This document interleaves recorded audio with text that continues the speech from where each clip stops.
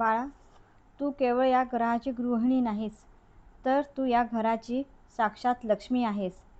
एका स्त्रीच्या विचारांवर, तिच्या आचारांवर आणि तिच्या कर्मावरच संपूर्ण कुटुंबाचे भाग्य, आरोग्य आणि समृद्धी अवलंबून असते. ज्या घरात स्त्री आनंदी आणि संस्कारक्षम असते, तिथे साक्षात भगवंत वास करतात. जर तुला तुझ्या घरात अखंड सुख, शांती, समाधान आणि आर्थिक बरकत हवी असेल, तर मी सांगतो ती ही 3 कामे नित्य. उंबरठा पूजन. पहिले काम, दररोज सकाळी उठून स्नान झाल्यावर घरातील मुख्य उंबरठा स्वच्छ पाण्याने पुसून घे.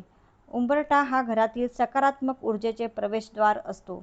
उंबरठ्यावर थोडे हळदीचे पाणी शिंपड आणि दोन्ही बाजूला सुंदर 2 स्वस्तिक काढ. हळद ही समृद्धीचे आणि मांगल्याचे प्रतीक आहे. जेव्हा तू उंबरठ्याची पूजा करतेस, तेव्हा घरातील सर्व नकारात्मक ऊर्जा बाहेरच थांबते आणि घरात केवळ लक्ष्मीचा आणि सकारात्मकतेचा वास होतो. दुसरे काम संध्याकाळची उपासना आहे. सायंकाळी संध्याकाळच्या वेळी तुळशीजवळ शुद्ध तुपाचा दिवा लाव. तुळशीमध्ये सर्व तीर्थांचा वास असतो. दिवा लावल्यानंतर एकाग्र चित्ताने श्री स्वामी समर्थ या नाममंत्राचा 108 वेळा जप कर. जेव्हा तू हा जप करतेस, तेव्हा तुझ्या वाणीत आणि विचारात एक अद्भुत शक्ती निर्माण होते. हा जप तुझ्या घरातील लहान मोठ्या त्रासांना, आजारपणाला आणि कलहाला क्षणात दूर पळवून लावेल.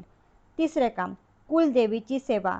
दर गुरुवारी किंवा पौर्णिमेच्या शुभ दिवशी तुझ्या कुलदेवीची मनापासून आठवण काढ. तिची नित्यनियमाने ओटी भर किंवा विश्वासाने एक लाल फूल तिला अर्पण कर आणि घरातील सर्वांच्या कल्याणासाठी प्रार्थना कर. लक्षात ठेव बाळा, एक स्त्रीच्या खऱ्या श्रद्धेमध्ये इतकी ताकद असते की ती स्वतःच्या कुटुंबाचेच नव्हे, तर 7 पाठीचे कल्याण करू शकते, 7 पिढ्यांचे कल्याण करू शकते.